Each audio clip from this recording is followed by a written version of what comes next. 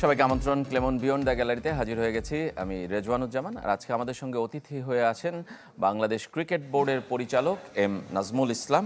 অনেকেই তাকে চেনেন, আবার অনেকে চেনেন না। সাম্প্রতিক সময় ক্রিকেট বোর্ডে প্রথমবারের মতো পরিচালক হিসেবে যুক্ত হয়েছেন, কিন্তু নানাভাবেই তিনি এই মুহূর্তে পরিচিত মুখ। আমরা তার সঙ্গে কথা বলবো ক্রিকেট বোর্ডের কার্যক্রম নিয়ে।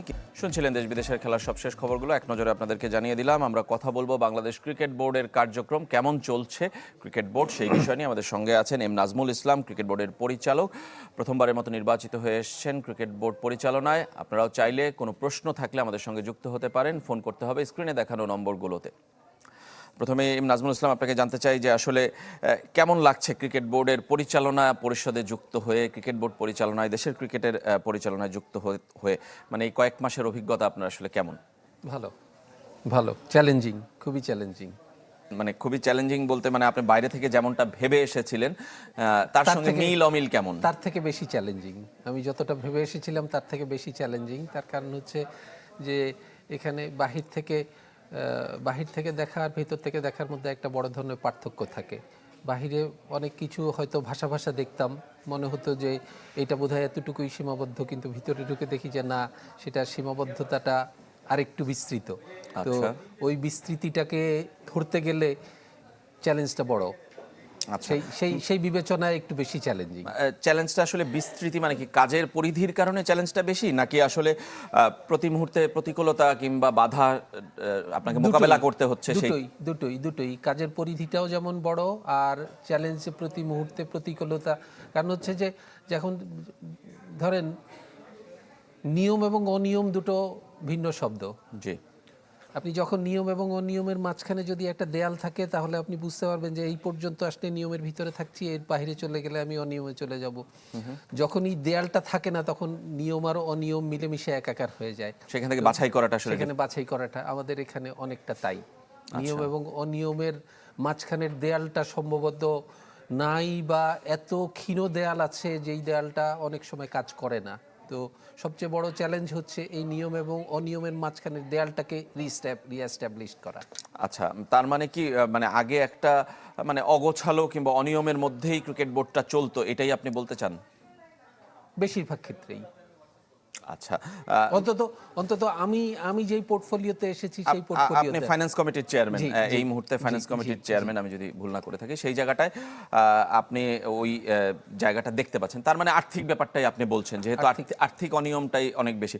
ক্রিকেট বোর্ড আমরা জানি যে খুবই স্বনির্ভর একটা সংস্থা, খুবই বড় হিউজ একটা অ্যামাউন্টের, 1200 কোটি টাকা অনেকে বলে থাকেন, আমি এক্স্যাক্ট যাই না, আপনি হয়তো বলবেন যে কত কোটি টাকার ফান্ড রয়েছে। সেই ফান্ড ম্যানেজ করাটাও তো আসলে খুব চ্যালেঞ্জিং। ডেফিনেটলি 1200 কোটি টাকা না আমাদের। হ্যাঁ, আপনি যদি সব অ্যাসেট এবং ক্যাশ এবং অ্যাসেট মিলে বলেন, তাহলে 1200 কোটি টাকাই আমাদের মানে ফিক্সড অ্যাসেট প্লাস হচ্ছে ফিক্সড মানে ক্যাশ ফ্লো এবং ফিক্সড অ্যাসেট মিলে। জি। কিন্তু সত্যিকার অর্থে মানে সবার নজর যেভাবে আসে যে কি বলে এত কোটি টাকা ফিক্সড ডিপোজিট করা আছে, আসলে এত কোটি টাকা ফিক্সড ডিপোজিট করা নাই। আমাদের ফিক্সড ডিপোজিটের অ্যারাউন্ড 800 কোটি টাকার মতো আমাদের ফিক্সড ডিপোজিট আছে। তো এই ফিক্সড ডিপোজিটের একটা অংশ আপনার, অনেকে বলে যে এত টাকা ফিক্সড ডিপোজিট করে রেখে লাভটা কি? কারণ হচ্ছে আমাদের আয়টা কিন্তু অনিশ্চিত একটা আয়। ক্রিকেট বোর্ডের আয়টা একটা অনিশ্চিত আয়। এই আয়টা একটা বড় অংশ আসে আমাদের আইসিসি থেকে, আর বাকি অংশটা আসে, একটা বড় অংশ বলবো না, অলমোস্ট অর্ধেক আয় আসে আমাদের আইসিসি থেকে, এবং বাকি অর্ধেক আয় আসে আমাদের বিভিন্ন স্পন্সর থেকে বা অন্য আরো আনুষঙ্গিক টিভি রাইটস থেকে, বিভিন্ন ইয়ে থেকে। তো এগুলো আবার নির্ভর করে হচ্ছে আমরা যেমন স্পন্সরদের বা টিভি রাইটস, এটা নির্ভর করে হচ্ছে আমি কার সাথে খেলতেছি, কে আমার প্রতিপক্ষ, সেটার মধ্যে মানে তার মিডিয়া এক্সপোজারটা কত বড় হবে তার উপরে নির্ভর করে। তো কোনোটার দাম 10 টাকা, কোনোটার দাম 2 টাকা, কোনোটার দাম 10 টাকা, কোনোটার দাম 2 টাকা, বা কোনোটার দাম 20 টাকাও হয়ে যায়। তো যার ফলে আমাদের ওই যে এফটিপি অনুযায়ী আমাদের আসলে আয়ের একটা ফোরকাস্ট আমরা করতে পারি, কিন্তু এই এফটিপিও অনেক সময় দেখা যায় যে বিভিন্ন কারণবশত এফটিপিগুলি ঠিক থাকে না। ঠিক না থাকলে আয়ের তারতম্য এই জায়গা থেকে এই জায়গায় চলে আসে। তো যার জন্য এই এফডিআরটা আমাদের একটা বড় কুশন দেয়। মানে বছরের অন্য কার্যক্রমগুলো চালিয়ে যেতে, অন্য কার্যক্রমগুলি মানে ফিক্সড কিছু কার্যক্রম আছে যেগুলো আমাকে চালাতেই হবে। এবং সেটা নিজের টাকা দিয়ে সেটা ভর্তুকি দিয়ে চালাতে হয়। সেটা নিজের টাকা দিয়েই চালাতে হয়। তার কারণ হচ্ছে যে ওই জায়গাতে এত অনিশ্চয়তার ভিতরে আমরা ওঠানামা করছি, ওই অনিশ্চয়তার সাথে যদি আমরা তাহলে এই এই 800 কোটি টাকার যে আমাদের ফিক্সড ডিপোজিট, এইটা থেকে যে আমরা একটা নির্দিষ্ট পরিমাণ লভ্যাংশ পাই, এই লভ্যাংশটা আমাদের মূলত এই কাজগুলা মানে অন্তত নিয়মিত কাজগুলো পরিচালনার জন্য আমাদের এটা একটা বড় ধরনের ইয়ে। তো এটা অনেকে মনে করে যে এই টাকাগুলো দিয়ে কি করে, কিন্তু এই টাকাটা না হলে হয়তো ক্রিকেট বোর্ডটা আমরা ঠিকভাবে চালাতেই পারতাম না। এত টাকা, এই যে আপনি 1200 কোটি বলি আর 800 কোটি বলি, এত টাকা আসলে দেখেই কি মানুষের আসলে এটাই মনে হয় যে আসলে এখানে যে কোনোভাবে খরচ করে ফেলা যায় কিংবা যে কোনোভাবে এটা ব্যয় করা যায়, সেই কারণেই কি আসলে অনিয়মগুলো তৈরি হয়েছে কিনা? এটা যারা করেছে তারা ভালো বলতে পারবে, কিন্তু এটা এটা হওয়ার কোনো কথা না। তার কারণ হচ্ছে যে আমি সবসময় একটা কথা বলি, উই আর দ্য কাস্টোডিয়ান। আমরা পাবলিক মানিকে পরিচালনা করার দায়িত্বে আমরা এসেছি। তো আমরা যদি সুষ্ঠু পরিচালনা এটা না করতে পারি তো জবাবদিহি আমাদের করতেই হবে। জি। এমনিতে একটা প্রশ্ন আপনাকে জানতে চাই যে আপনি বললেন যে অনিয়ম হয়েছে, কোনো একটা খাতের অনিয়ম কি আমাকে বলা যায়, মানে ব্যক্তির নাম না বলেও, যে এরকম অনিয়ম হয়েছে আপনি এসে আসলে সেটা দেখেছেন এবং বন্ধ করেছেন? আহ, আমি দুইটা কাজ করার চেষ্টা করি। জি। একটা হচ্ছে মানে প্রিভিয়াস অনিয়ম, সেগুলো খোঁজ করছি, সেগুলো থেকে কোনো রেমেডি পাওয়া যায় কিনা। আর হচ্ছে আমি মূলত চাই রিঅ্যাক্টিভ হওয়ার থেকে প্রোঅ্যাক্টিভ হতে আমি পছন্দ করি, মানে ভবিষ্যতের জন্য। ভবিষ্যতের জন্য। যেমন হচ্ছে যে একটা অনিয়ম হচ্ছে, আমার নজরে এসছে, আমি ওই অনিয়মটা নিয়ে হইচই না করে আমি চাচ্ছি যে এই অনিয়মটাকে কোনোভাবে ইয়ে করে আমরা আলাপ আলোচনা করে এটাকে নিয়মের ভিতরে নিয়ে আসা যায় কিনা। যদি আমি নিয়মের ভিতরে নিয়ে আসতে পারি তাহলে আমি কৃতকার্য মনে করি। তার কারণ হচ্ছে যে একটা অনিয়ম হওয়ার পরে আমি সেই অনিয়ম নিয়ে হইচই করব, তারপরে আমি যত অতিরিক্ত সময় আমাকে ব্যয় করতে হচ্ছে, আমি ওটাকে নিয়মে আনতে গেলে হয়তো আমার 5/1 সময় ব্যয় করতে হচ্ছে। তো আমার সময়টাও কম লাগছে, প্লাস হচ্ছে আমি সমাধানটাও আমি হয়তো একটা বড় ধরনের অসুবিধার থেকে আমি নিজেকে বা আমি বোর্ডকে আমি হয়তো রক্ষা করতে পারছি। এটা একটা। আরেকটা হচ্ছে অনিয়ম যেটা হয়ে গেছে সেই অনিয়মগুলোকে আবার তখন অনিয়মগুলোকে খুঁজে খুঁজে খুঁজে খুঁজে নিয়ে এসে সেই কাজগুলা, সেটা খুব কষ্টসাধ্য এবং দুরূহ। যেমন আপনি বলছেন যে অনিয়ম হয়ে যাওয়া, একটা অনিয়ম হয়ে যাওয়া যেটা আপনারা সবাই জানেন যে মাটি কেলেঙ্কারি। জি। পূর্বাচলের মাটি কেলেঙ্কারি, এটা কেলেঙ্কারিই বলবো। কারণ হচ্ছে যে কেউ বলছে মাটি চুরি হয়ে গেছে, আবার কেউ বলছে না মাটি আসেইনি। কিন্তু সৌভাগ্যক্রমে বলেন বা দুর্ভাগ্যক্রমে বলেন ওই কমিটির আমি ছিলাম কনভেনার। আচ্ছা। এটা তো আমি সহ আমাদের কমিটির ইনভেস্টিগেশনে যে জিনিসটা উঠে এসছে সেটা হচ্ছে যে এখানে আসলে মাটি আসেইনি। আচ্ছা, মাটি আসেইনি না, 20,000 ঘনফুট মাটির জায়গায় মাটি এসছে, নেট মাটি যদি আমি ধরি 6 থেকে 6,500 সিএফটি মাটি এসছে, কিন্তু যদি ওটাকে গ্রস হিসাবে ধরা হয় তাহলে হয়তো 8,000 সিএফটি মাটি এসেছে। মানে 12,000 মাটি স্কয়ার সিএফটি মাটি আসেইনি। এই 12,000 সিএফটি মাটি আসেনি, এবং এই 12,000 সিএফটি মাটিকে খুব সুকৌশলে এটার টাকার অঙ্কে খুব বেশি না, 22-23 লাখ টাকা, 24 লাখ টাকা হয়তো, কিন্তু মানে ক্রিকেট বোর্ডের যে মানুষ যত টাকা নিয়ে কথা বলে, হাজার হাজার কোটি টাকা নিয়ে মানুষ কথা বলে, সেই হিসাবে আপনার 20-22 লাখ টাকা কোনো টাকাই ধরে না, কিছুই ধরে না। কিন্তু the way it has been done is alarming. খুব একটা সংঘবদ্ধভাবে এটাকে খুব আমাদের ভিতরের কর্মকর্তা থেকে বাহিরের লোকজন সহ একটা সংঘবদ্ধ চক্রের মাধ্যমে এই কাজটাকে সম্পন্ন করা হয়েছে, যেটা আমরা অলরেডি আইডেন্টিফাই করে ফেলেছি, এবং আমাদের আশা হচ্ছে খুব শীঘ্রই আমরা এদেরকে জবাবদিহির আওতায় আনবো। তার মানে চক্র চিহ্নিত হয়েছে, জবাবদিহির আওতায় আনার জন্য আমরা প্রস্তুতি নিচ্ছি। আপনার জন্য একটা প্রশ্ন আছে দর্শকের, আমরা একটা ফোন নিতে চাই। পরিচয় জানিয়ে প্রশ্ন অথবা মতামত যেটাই থাকুক আপনি আমাদের জানাবেন। দর্শক, সংযোগটি খুব সম্ভবত বিচ্ছিন্ন হয়ে গেছে। আমরা যে আলোচনাটা করছিলাম যে আপনি আর্থিক দিকটা দেখছেন, আর্থিক দিকটা নিয়ে সাম্প্রতিক সময় আবার আলোচনা এসেছে বাংলাদেশ বিশ্বকাপে না খেলার কারণে বাংলাদেশে একটা বড় ধরনের আয়ের কমে যাবে।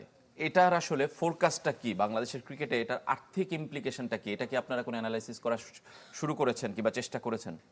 আর্থিক ইমপ্লিকেশন তো অবশ্যই আছে, তবে আপনার যদি এটা আমি আগেও বিভিন্ন জায়গায় বলেছি, সেটা হচ্ছে যে ক্রিকেট বোর্ডের বিশ্বকাপ সম্পর্কিত আইসিসি থেকে, এটা শুধু বিশ্বকাপ না, আইসিসি থেকে ক্রিকেট বোর্ডের আয়ের একটা নির্দিষ্ট স্ট্রিম আছে, যেটা আইসিসি প্রতি বছর না প্রতি 4 বছর পর পর তারা একটা রেভিনিউ স্ট্রিম তৈরি করে। এই রেভিনিউ স্ট্রিমটা প্রতি 4 বছর 23 থেকে 27 সাল পর্যন্ত তারা একটা অলরেডি করে ফেলেছে, এবং এই রেভিনিউ স্ট্রিমটা তৈরি করার পিছে তাদের কাজ হচ্ছে তারা বিগত 4-5 বছরের যে আয় ব্যয়ের হিসাব, সেখান থেকে তাদের যে প্রজেকশনটা নেট আয়ের যে অংশ, যেটার একটা অংশ তারা মেম্বার কান্ট্রিগুলোকে ডিস্ট্রিবিউট করে, সেইখান থেকে মেম্বার কান্ট্রির ডিস্ট্রিবিউশন শেয়ারিং অনুযায়ী একটা নির্দিষ্ট টাকা তারা ফিক্স করে দেয়, যেই ফিক্সটা অলরেডি 2023 থেকে 2027 পর্যন্ত নির্দিষ্ট হয়ে আছে। অতএব এই বিশ্বকাপে আমাদের খেলা বা না খেলা নিয়ে এইটার কোনো পরিবর্তনের কোনো সুযোগ আমি দেখি না। আচ্ছা, আপনি দেখেন না। আচ্ছা আচ্ছা। কিন্তু পরবর্তীতে 2027 পরবর্তী সময়ে, যেহেতু এই 2023 পর্যন্ত, 23 থেকে এই 24, 25, 27, 26, 27 এই সময়টার মধ্যে বেশ কিছু টালমাটাল অবস্থা যাচ্ছে। এই টালমাটাল অবস্থার কারণে যদি আইসিসির আয়ের বড় ধরনের কোনো পরিবর্তন হয়, তাহলে হয়তো পরবর্তী 4 বছরের যে রেভিনিউ স্ট্রিম হবে সেইখানে কিছু পরিবর্তন আসতে পারে। সেটা ভালো পরিবর্তন না খারাপ পরিবর্তন আমি এই মুহূর্তে বলতে পারছি না, তবে আমি খুব অপটিমিস্টিক মানুষ, আমি ভালোটাই আশা করতে চাই। আচ্ছা, তার মানে 27 পর্যন্ত পরিবর্তন হবে না এটা আপনি মনে করছেন? আমি মনে করছি। একজন দর্শক আছেন আমাদের সঙ্গে, ফোন নিতে চাই। পরিচয় জানিয়ে আপনার প্রশ্ন অথবা মতামত জানাবেন। হ্যালো। হ্যালো। জি, আসসালামু আলাইকুম। ওয়ালাইকুম আসসালাম। জি, আমি চট্টগ্রাম থেকে বলছি, আমার নাম ফারদিন। জি বলেন প্লিজ, আপনার প্রশ্নটি করবেন প্লিজ। স্যার তো নাজমুল স্যার তো অনেক বড় একজন পরিচালক। জি, তিনি তার কাছে তো থাকে, এখন কি সত্যি কি বাংলাদেশ ন্যাশনাল টিমে খেলতে পারবে না পারবে না, এটা পূর্ণাঙ্গ? আচ্ছা, নাজমুল ইসলাম অনেক বড় পরিচালক, আপনাকে বড় পরিচালক বলছেন, এবং সাকিব আল হাসান খেলতে পারবেন কিনা বাংলাদেশ দলের হয়ে আবারও, এই সিদ্ধান্তটা ক্রিকেট বোর্ড কি নিয়েছে আমরা কথা বলবো, নাজমুল ইসলামের ব্যক্তিগত মতামত জানবো, কিন্তু একটা ছোট্ট বিরতি থেকে ফিরে আসার পর ক্লেমন বিয়ন্ড দ্য গ্যালারিতে আমাদের সঙ্গেই থাকবেন।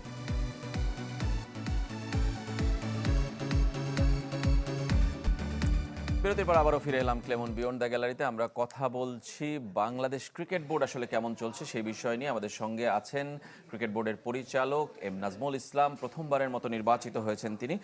দর্শকের প্রশ্ন ছিল, আমি একটু প্রশ্নটা যাওয়ার আগে আপনাকে একটু প্রশ্ন করতে চাই যে আসলে দর্শক বলছিলেন যে আপনি খুব প্রভাবশালী পরিচালক, মানে সাম্প্রতিক সময়ে আপনার কিছু বক্তব্যের কারণেই হোক কিংবা আপনাকে ঘিরে হোক নানা কারণে আলোচিত আপনি, সেটা আপনাকে একটু বাড়তি পরিচিতি দিয়েছে কিনা অন্য ক্ষেত্রে, এখন আপনাকে একটু মানুষ বেশি চেনে কিনা?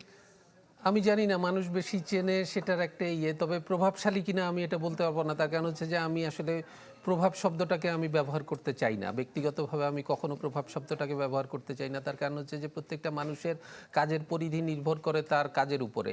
তো আমার কাজের যে পরিধি, সেই কাজের পরিধির সাথে যদি আমি খাপ খাইয়ে নিতে পারি তাহলে আমার কাজটা আমি করতে পারবো, যদি খাপ খাইয়ে না নিতে পারি তাহলে আমি কাজটা করতে পারবো না। তো প্রভাবটা তো অনেক সময় কাজের পরিধির উপরেও নির্ভর করে না, কাজ ছাড়াও অনেকে প্রভাব বিস্তার করতে পারে।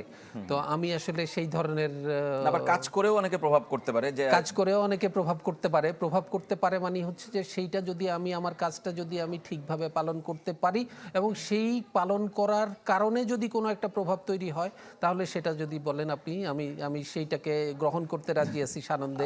কিন্তু অন্যভাবে অন্য অর্থে যদি এটাকে কেউ ব্যবহার করতে চায়, আমি বিনীতভাবে সেটা প্রত্যাখ্যান করতে চাই। আচ্ছা, আপনি প্রভাবশালী কিনা জানি না, কিন্তু আপনি আলোচিত আমাদের কাছে এবং পরিচিত মুখ হয়েছেন, এটা শিওর, আপনার কাজের মাধ্যমেই আমি বলতে চাই। দর্শকের প্রশ্ন ছিল সাকিব আল হাসানকে কেন্দ্র করে, মানে এটা আগের বোর্ড মিটিংয়ের শেষে একটা অফিসিয়াল স্টেটমেন্ট ক্রিকেট বোর্ড দিয়েছে। বোর্ডের আসলে স্টেটমেন্টটা কি? সাকিবের সাথে যোগাযোগের সবশেষ অবস্থাটা কি আপনি জানেন, যে যোগাযোগ করার চেষ্টা করা হয়েছে কিনা, এবং সাকিব মার্চে পাকিস্তানের বিপক্ষে সিরিজে খেলবে কিনা? একদম ডিরেক্ট আমার প্রশ্ন এটা। সাকিব আসলে মার্চে পাকিস্তানের বিরুদ্ধে খেলবে কিনা সেটা এখনো বোর্ডের সিদ্ধান্ত হয়নি। তার কারণ হচ্ছে যে এটা আমরা, আপনারা বোধহয় মানে একটু খেয়াল করে থাকবেন যে আমাদের লাস্ট বোর্ডের মিটিংয়ের পরে যে স্টেটমেন্টটা এসছে সেখানে বলা হয়েছে যদি সাকিব ফিট থাকে এবং যদি নির্বাচকরা সাকিবকে উপযুক্ত মনে করে সেই খেলার জন্য, এবং সাকিব অ্যাভেইলেবল থাকে, তিনটা কন্ডিশন ছিল সেখানে। এই তিনটা কন্ডিশন যদি স্যুট করে তাহলে হয়তো সাকিব খেলতে পারে। না এরপরে তো 2-3 সপ্তাহ পার হয়ে গেছে, এই জায়গায় কোনো পরিবর্তন এসেছে কিনা কিংবা এই আপডেটগুলো আছে কিনা? আমার ঠিক জানা নেই, তার কারণ হচ্ছে যে এটা মূলত ক্রিকেট অপসের দায়িত্ব এটা। আর আমি ব্যক্তিগতভাবে মনে করি না যে আমি আমার অর্থ ছেড়ে যাবতীয় সব জায়গায় খোঁজ খবর নেওয়াটাও আমার জন্য যৌক্তিক মনে হয় না। কিন্তু আপনাকে সবার দরকার, কারণ অর্থ সবগুলো ডিপার্টমেন্টেরই দরকার। আরো একজন দর্শক আছেন আমাদের সঙ্গে, ফোন নিব, পরিচয় জানিয়ে প্রশ্ন অথবা মতামত জানাবেন। হ্যাঁ, আমি রাজশাহী থেকে জুবাইর আহমেদ বলছি। জি বলেন প্লিজ। সংযোগটি বিচ্ছিন্ন হয়ে গেছে। আমরা যে আলোচনা করছিলাম যে ক্রিকেট বোর্ড আসলে কেমন চলছে, আমার বিষয়টা ছিল। আপনি আপনার নিজের কমিটির কথা তো বললেন কিছুটা, আর ওভারঅল আসলে ক্রিকেট বোর্ড কেমন চলছে? এই ক্রিকেট বোর্ড কি আসলে ওই যেটা বলছিলেন আপনি, আপনার মতো কি পুরো ক্রিকেট বোর্ডেরই পলিসি এটা, যে নিয়ম আর অনিয়মের মধ্যে দেয়ালটা আসলে তৈরি করা? সব কমিটিরই কি এটা একটা লক্ষ্য উদ্দেশ্য তৈরি করা হয়েছে কিনা আপনাদের? আমার জানা মতে এটাই আমাদের বোর্ড থেকে আমাদের এটাই বলা হয়েছে, এবং অন্তত আমি আমারটাতে নিশ্চিত, আমি জানি আমি এটা করতে চাচ্ছি, এবং আরও বেশ কয়েকটা কমিটি আছে যারাও এটা করতে চাচ্ছে। আমি ঠিক জানি না, কারণ সবার কমিটির সাথে আমার নিয়মিতভাবে ইন্টারাকশন হয় না। কমিটির কথা বলছেন, আমি বোর্ডের ওভারঅল পলিসিটা কি? বোর্ডের ওভারঅল পলিসি ডেফিনেটলি এটা নিয়ম এবং অনিয়মের মাঝখানে একটা বাউন্ডারি দিয়ে দেওয়া, একটা দেয়াল তুলে দেয়া। আচ্ছা, এটা হচ্ছে আমাদের বোর্ডের একেবারে 1 নাম্বার লক্ষ্য। অনিয়মের ভিতর থেকে আমরা জানি, আমরা কেন সবাই জানে যে অতীতে বোর্ডটা নিয়মের ভিতরে চলেনি, অনেক ক্ষেত্রেই অতীতে বোর্ডটা নিয়মের ভিতরে চলেনি। সেটা আর্থিক দিকে বলেন অথবা অন্যান্য সিদ্ধান্তের ক্ষেত্রে বলেন, এটা সবাই যে কোনো জিনিস নিয়েই, মানে সাধারণ দর্শক থেকে আরম্ভ করে বোর্ড কর্মকর্তারা পর্যন্ত নিজেদের ভিতরে প্রশ্ন তুলেছেন। তো এটা যদি একটা পরিস্থিতি হয়ে থাকে তাহলে এটা একটা বোর্ডের জন্য উপযুক্ত পরিস্থিতি মনে হয় না। যেটা বিবেচনা করে আমাদের বোর্ড এটা সিদ্ধান্ত নিয়েছে যে অন্তত আমরা যে কদিন এখানে কাজ করতে পারবো সেই কদিন যাতে আমরা আমাদের মতো করে নিয়ম এবং অনিয়মের মাঝখানের যে একটা দেয়াল তৈরি করা দরকার, একটা দেয়াল থাকা দরকার, সেই দেয়ালটা নিয়ে কাজ করব। আমরা সেই দেয়ালটা যত দ্রুত সম্ভব তৈরি করতে পারবো, আমরা তত দ্রুত নিয়ম এবং অনিয়মের পার্থক্যটা বুঝতে পারবো, এবং নিয়ম এবং অনিয়মের পার্থক্যটা বুঝতে পারলেই আমরা নিয়মটা এস্টাবলিশ করতে পারবেন। আপনি বলছেন যতদিন কাজ করতে পারবো, আপনাদের মেয়াদ তো 4 বছর, মানে এটা কি আবার সংকুচিত হয়ে যাওয়ার কোনো শঙ্কা দেখেন কিনা? না, আমি শঙ্কা দেখি না, কিন্তু চারিদিকে লোকজন অনেক লোকজন বিভিন্নভাবে শঙ্কা দেখছে। আচ্ছা, অনেকেই শঙ্কা দেখছে, এই শঙ্কা দেখছে এই কারণে যে আমাদের বোর্ডকে অনেকেই অবৈধ বলছে, তারপরে অনেকে বলছে যে সরকার পরিবর্তন হওয়ার সাথে সাথে এইটা পরিবর্তন হয়ে যেতে পারে।